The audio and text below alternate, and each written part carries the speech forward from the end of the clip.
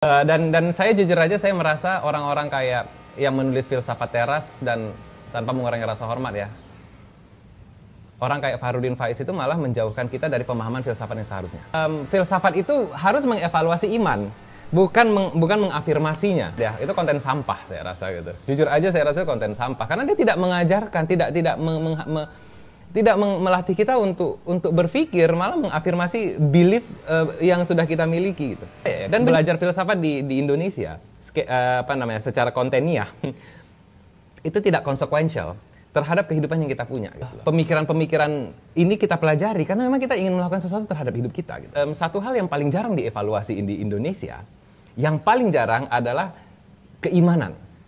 Oke, Mas Fuad, di episode sebelumnya, di segmen sebelumnya, aku sempat mention perihal kayak gimana yang tadi Mas sebut sebagai konten non representatif gitu dari filsafat gitu. Dan kalau dilihat dari cerita Mas tadi kan kayaknya lebih mengacu pada konten-konten yang ada di Barat gitu, karena ya Mas belajarnya dari mereka gitu. Tapi kalau kita lihat di Indonesia sendiri, Mas, sebagai pelaku, sebagai orang yang ya aktif di sana dan ya berkecimpung dan kenal beberapa setidaknya sebagian dari mereka gitu, Mas ngelihat kayak gimana sih keadaan atau kondisi atau kemudian kalau kita sangkutin tadi dengan apa yang terjadi di Barat itu, di Indonesia ini kayak gimana sih? Oke. Kalau saya ngelihat ya di Barat itu mereka menggunakan konten, menggunakan ide-ide filsafat untuk menjawab pertanyaan-pertanyaan tentang hal-hal yang saya katakan hal-hal yang filosofis. Misalnya gini ya, mereka menggunakan filsafat, ada kreator-kreator yang menggunakan pendekatan filosofis untuk berargumen tentang Tuhan. Ada yang against, ada yang for, ada yang kayak saya, ada yang ngambang. Saya hanya menjelaskan ini argumentasinya, ini kelemahannya, ini kekurangannya. Nah, jadi untuk ini ya, untuk full disclosure ya, genre konten saya, walaupun philosophy of religion, saya lebih banyak mengeksplor ide-ide metafisik. Jadi misalnya begini, saya pernah buat konten yang mengatakan bahwasanya Tuhannya Pokemon game itu exist in real life, dan saya akan membuat argumennya. Saya membuat argumennya kenapa dia exist in a real life menggunakan pendekatan argumen Anselmian kan gitu. Saya pernah, spoiler alert ya, saya pernah membuat konten mengkritisi filmnya Deadpool versus Wolverine, kalau ada yang nonton ya.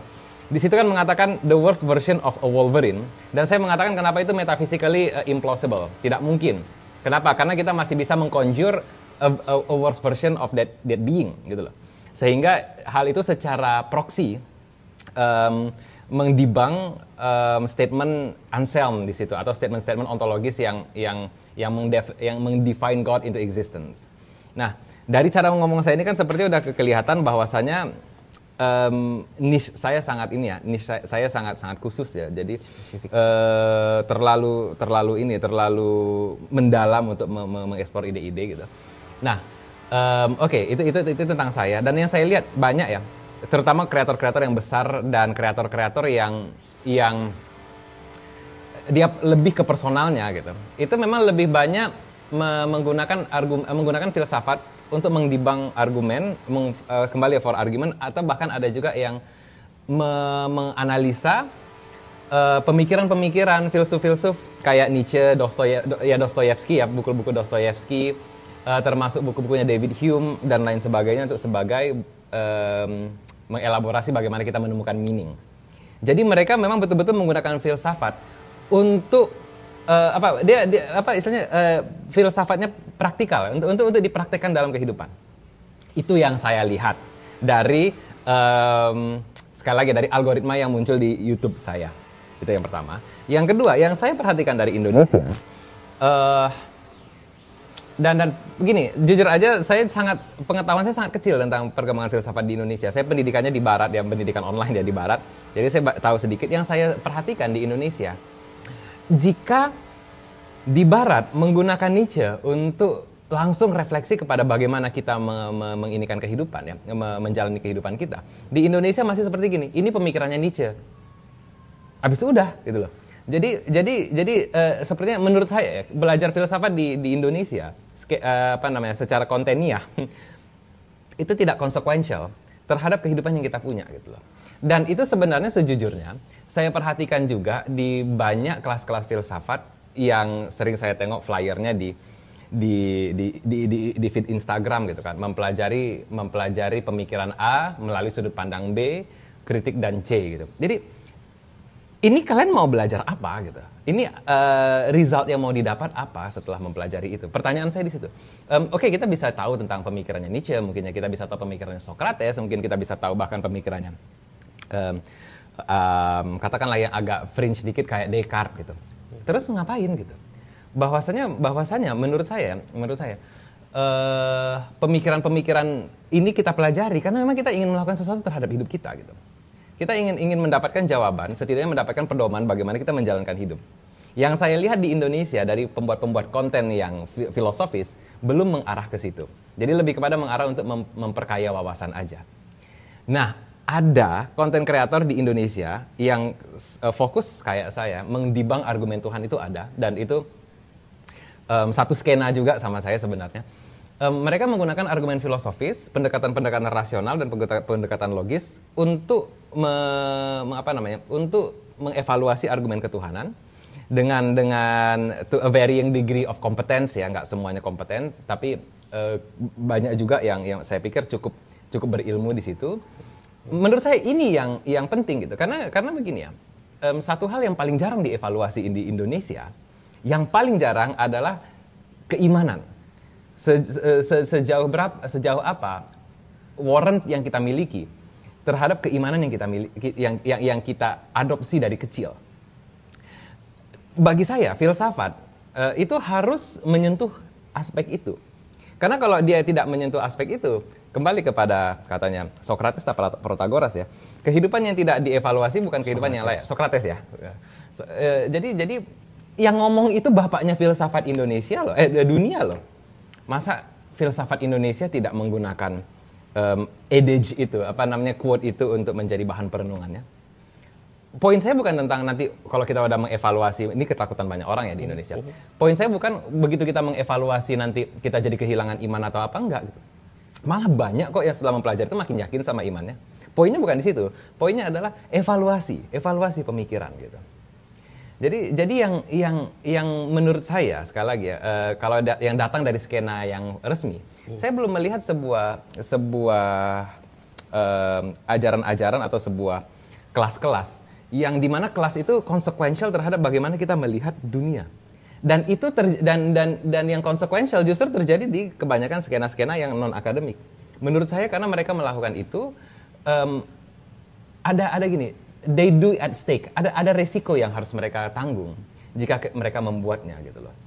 Jadi mereka bukan melakukan itu sebagai untuk menutupi kebutuhan akademia gitu. Mereka melakukan itu karena inilah sesuatu yang merubah kehidupanku, maka ini aku ceritakan. Itu perbedaan yang saya lihat gitu. Oke. Kalau ya aku tadi juga kalau aku malah kepikiran Mas sebagai mungkin dari sudut pandangku gitu. Tren di filsafat Indonesia ya, khususnya kayak katakanlah di skena maupun skena kampus ataupun skena content creator whatever itu ya. Kita fokus ke kontennya aja. Itu memang distingsinya cukup jelas gitu. Kayak yang Mas mention tadi ya. Mungkin kayak orang-orang taunya filsafat itu adalah satu hal yang sangat-sangat praktis gitu. Karena ya balik lagi tadi digembar-gemborkan dalam tanda kutip ditawarkan gitu oleh para konten kreator ini sebagai ya hal yang praktis gitu. Kita bisa lihat kayak fenomena yang paling meledak itu filosofi teras gitu, or whatever lah, banyak banget judul yang masih bisa dieksplorasi gitu, dan kemudian juga banyak ide-ide yang dieksplorasi dan dijabarin di YouTube dan kayak Mas bilang tadi, Nietzsche dalam untuk apa gitu segala macam gitu. Tapi kalau sebagai aku sendiri sebagai akademisi ya Mas, ngaku-ngaku gitu setidaknya aku katakanlah misalnya aku sebagai akademisi gitu mau lihat fenomena ini sebagai dalam tanda kutip membahayakan in sense of Karena yang digambarkan itu partially true gitu. Karena hal praktis itu nggak selalu berdasar pada hal yang dijabarin kayak di buku self help gitu. Karena balik lagi menurut aku kayak yang Mas bilang tadi, ketika orang kayak cuma tahu pada dasar praktisnya aja, itu malah menurutku ada konsekuensinya yang lebih besar lagi. Mungkin bagus tadi kalau ada yang elaborasi struktur logis bla bla bla yang lebih mendalam lagi, yang lebih komprehensif lagi. Tapi aku masih ngelihat itu sebagai hal yang gak lumrah gitu di Indonesia. Iya, itu saya. Jadi menurut aku ada sedikit, kalau boleh agak ini ya, ngomongnya ya bahaya gitu. Karena ya tadi framing filsafat itu sebagai, yaudah framing filsafat adalah satu ajaran yang kamu pakai buat katakanlah berkehidupan yang sangat-sangat praktis, tapi mereka luput gitu hal yang paling penting. Katakanlah kalau boleh aku elaborasi sedikit contohnya biar dapat konteksnya. Filosofi teras itu menurut aku oke banget. Stoik itu oke banget. Buat kalau ada orang bisa nangkap praktisnya itu sangat-sangat bagus. Tapi mereka sangat banyak banget yang kelewat kalau hal yang paling penting daripada Stoik itu sebenarnya kayak gimana impact dalam perkembangan logik. Yeah. Setelah Aristotle, aku kira Zeno dan teman-teman itu benar-benar impactful dalam sejarah itu. Tapi kan itu kan hal yang kelewat sama orang lain. Gitu. Iya, paham. Iya. Dan menurut Mas sendiri sebagai pelaku gitu dalam perskenaan konten kreator ini, kalau ngelihat keadaan yang sekarang, bisa nggak Mas kita refleksiin kayak gimana sih sebenarnya masa depan atau arah yang berkembang gitu dari perkontenan khususnya filsafat ini? Oke, ada sebelum saya jawab itu ya, ada 2 poin yang yang lupa saya sampaikan tadi. Yang pertama begini ya, jadi ada cerita yang unik ya. Jadi saat saya mendalami filsafat gitu, saya merasa mendalami filsafat sama seperti saya itu mendalami musik gitu. Jadi gini, saya mendalami musik, saya sudah cukup paham dan saya sudah beberapa kali main musik, ngisi band, live band gitu kan. Dan saya mengatakan diri saya musisi karena ya logically speaking seharusnya seperti itu gitu kan. Jadi saat saya mendalami filsafat, karena saya adalah memang pelaku filsafat, ya saya bilang diri saya filsuf gitu kan. Tapi banyak pushback dari orang-orang. Kamu bukan filsuf bla bla segala macam. Akhirnya saya mikir, lah emang salah aku bilang kayak begitu gitu kan. Sampai sekarang saya merasa itu nggak salah. Tapi akhirnya saya sadar, oh mereka mempunyai apa istilahnya ya, bar yang lebih tinggi, standar yang lebih tinggi dari hanya sekedar berkecimpung di dunia filsafat dan mengatakan dirinya seorang filsuf. Oh, berbeda dengan orang main musik dan mengatakan dirinya musisi gitu. Oke, rupanya selama ini saya salah memahami, walaupun sebenarnya lebih kepada bagaimana dunia modern mendefinisikan itu ya, karena saya pikir Socrates tidak membutuhkan pengakuan secara akademik untuk mengatakan diri seorang filsuf, walaupun saya curiga kayaknya Socrates nggak pernah mengatakan diri seorang filsuf ya. Tapi akhirnya saya sadar, oh begitu, ternyata aku salahnya di sini. Oke lah kalau gitu saya seorang content creator aja gitu. Itu satu yang menurut saya sesuatu yang saya pelajari setelah banyak berkecimpung di dunia filsafat barat ya gitu. Oh oke. Saya hanya lebih suka mengatakan diri saya sebagai armchair physicist gitu. Metafisikawan dalam tanda kutip ya. Itu yang pertama. Dan yang kedua, saya tadi lupa untuk mempertimbangkan eksistensi akun-akun filsafat yang ada di Indonesia. Saya nggak suka sama akun-akun itu gitu. Saya nggak suka sama akun-akun itu. Saya nggak suka sama kreator-kreator pengajar-pengajar filsafat yang populer di dunia online. Karena begini ya, filsafat satu hal, self help satu hal. Yang saya rasa self help sendiri adalah adalah merupakan bentuk bastardisasi daripada ilmu filsafat kan gitu, dan bahkan ilmu sosiologi, psikologi. Dan yang ketiga, agama adalah hal yang lain. Case in point, saya tidak suka sama 90% akun-akun yang ada di Instagram, kecuali akun saya sendiri gitu kan, yang di Indonesia ya gitu. Dan Oke, ini udah masuk ke fase Fuad sombong mode ini. Oke. Yes. Dan saya jujur aja saya merasa orang-orang kayak yang menulis filsafat teras dan tanpa mengurangi rasa hormat ya. Orang kayak Fahrudin Faiz itu malah menjauhkan kita dari pemahaman filsafat yang seharusnya. Karena begini, filsafat itu harus mengevaluasi iman, bukan mengafirmasinya, kan gitu. Jika yang mengafirmasi iman itu adalah your own intellect, kan begitu. Apa namanya ya?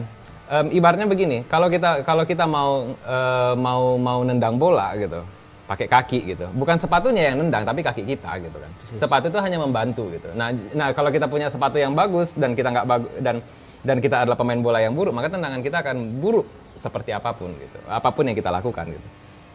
Nah, yang saya lihat konten filsafat di Indonesia di Instagram itu gini, oke lah, no holds barred ya, itu konten sampah saya rasa gitu. Jujur aja saya rasa konten sampah karena dia tidak mengajarkan, tidak melatih kita untuk berpikir, malah mengafirmasi belief yang sudah kita miliki gitu. Dan begini, filsafat itu tidak milik agama apapun, tetapi di Indonesia setidaknya yang saya lihat itu terlalu dominan oleh agama Islam gitu kan.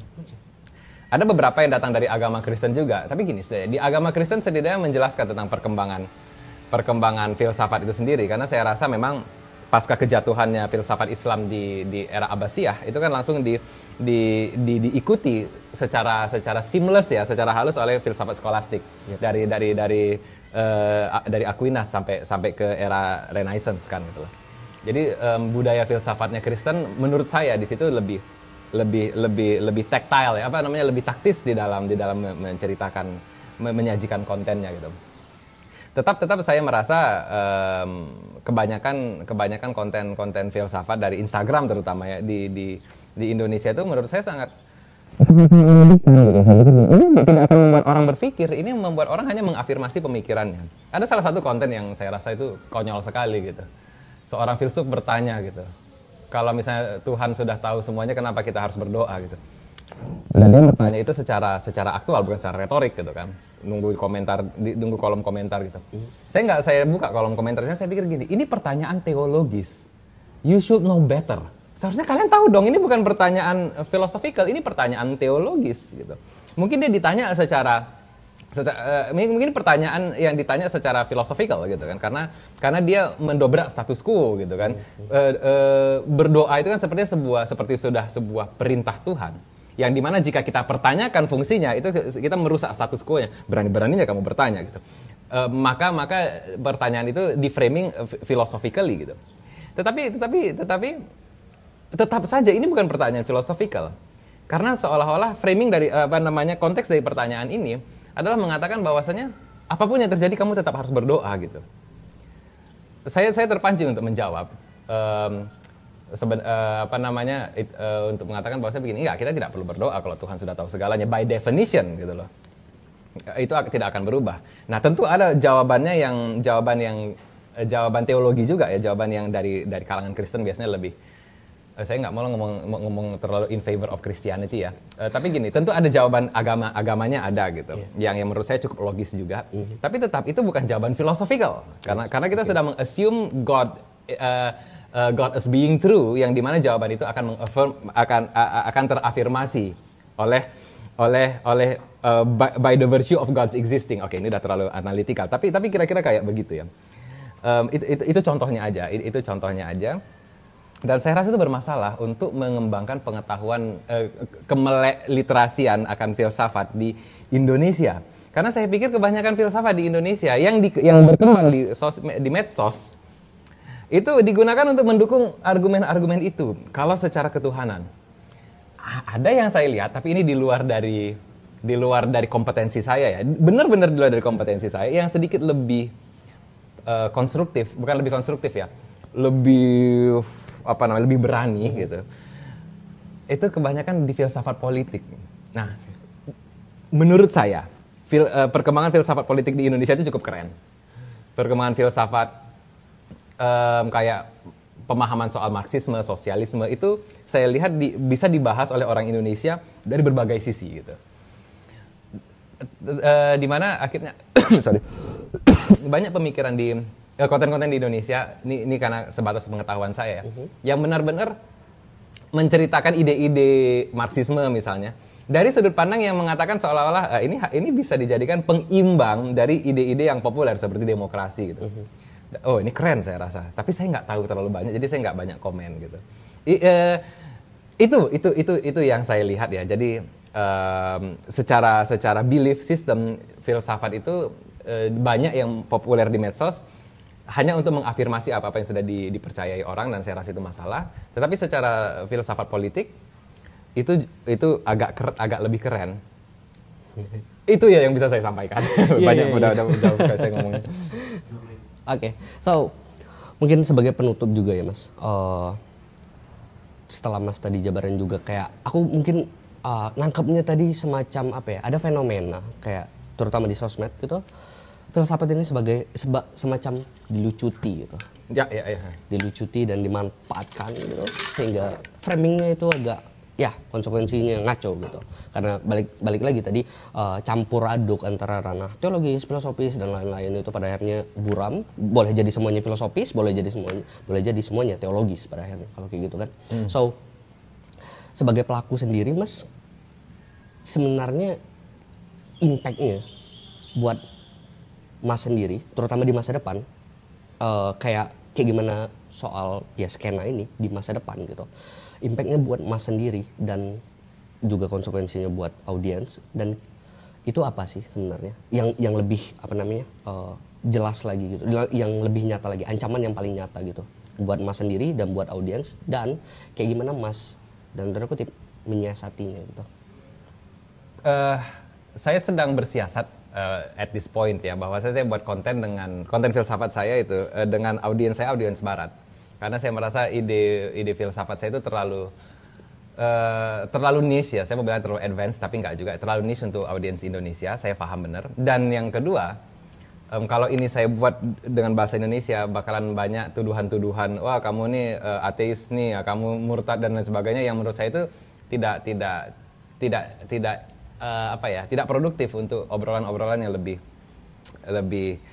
asik soal filsafat ya. Jadi saya sudah melakukan itu, dan sejujurnya ya terhadap skena filsafat Indonesia itu saya cukup pasif, dan jujur aja sebelum menjadi bagian dari komunitas Odyssey, saya masa bodoh sejujurnya.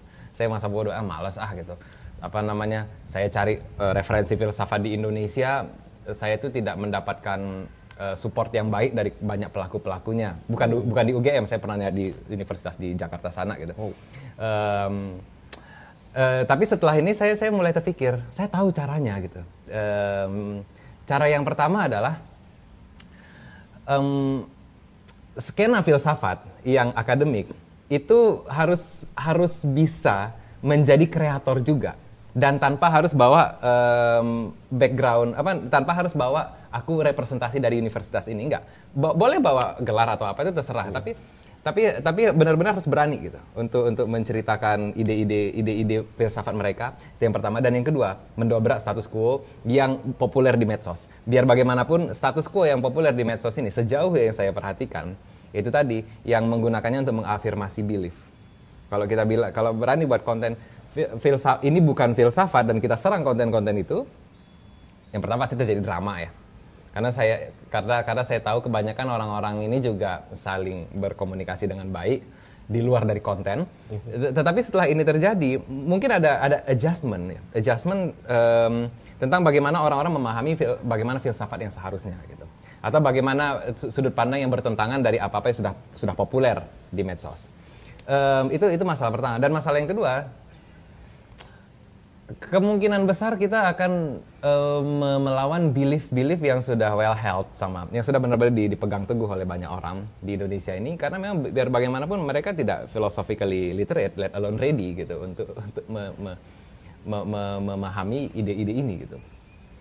Dan ada satu ya, ini poin yang saya juga lupa sampaikan ya.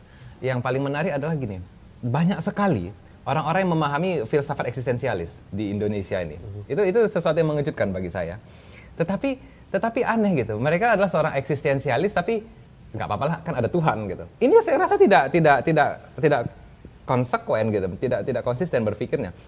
Filsafat eksistensialis, orang bergelut di dalam filsafat eksistensialis karena mereka tidak mempunyai ultimate meaning lagi dari hidupnya yang nggak bisa dipegang gitu. Menurut saya yang paling religius di filsuf eksistensial itu Soren Kierkegaard ya. Dan tapi dia menggunakan agama Tuhan itu sebagai ad hoc placeholder aja terhadap ultimate itu, something of ontological reality itu gitu loh. Bukan sebagai fondasi, tetapi something to cling on. Dan saya rasa itu bukan bagaimana agama seharusnya diperlakukan. Dan itu terjadi di Indonesia. Yang saya agak bersyukur di Indonesia ini belum terjadi, tapi saya nggak tahu ya bagaimana realitanya. Belum ada gerakan-gerakan broisisme di sini. Pernah dengar broisism? Boleh dijabarin Mas, singkatnya gimana itu? Ini adalah stoicisme era baru yang didorong oleh channel-channel kayak Daily Stoic, kalau pernah dengar. Andrew Tate dan kawan-kawannya. Ini adalah bastardisasi stoikisme yang sebenarnya, dan belum ada ahli-ahli stoik yang benar-benar kompeten yang bisa melawannya. Bukan kompeten di dalam ilmu, tetapi kompeten di dalam online persona gitu. Nah, itu salah satu masalah filsafat di Indonesia juga ya. Tidak ada online personanya. Kalau di luar negeri itu banyak. Yang pertama online persona yang paling populer itu namanya Alex O'Connor dari channel Cosmic Skeptic. Ada Joe Foley dari channel Unsolicited Advice. Ada apa namanya? Jeffrey Kaplan dari channel Jeffrey Kaplan ya. Itu mengajari bahasa ya, yang mengajari dasar-dasar. Ada yang Bite Size Philosophy, Philosophize This. Ini semua adalah orang-orang online persona yang sangat sangat karismatik. Saya pikir kalau mau skena-skena yang akademik, dan saya rasa ini adalah tugas mereka, tugas kalian, adalah mencari poster boy atau poster girl-nya ya kan, yang wajahnya, yang karismatik, yang presence-nya itu benar-benar bisa disenangi banyak orang. Ini udah masuk ke saran teknis. Jadi saya pikir clash ini harus terjadi kalau kita mau mengimbangi perkembangan banyak channel-channel medsos, akun-akun filsafat yang mengatakan diri filsafat di Indonesia gitu. Oke, mungkin gitu aja Mas buat seksi kali ini. Mungkin kita bisa lanjutin di sesi selanjutnya, so saksikan di episode lanjutan dari ini. Thank you.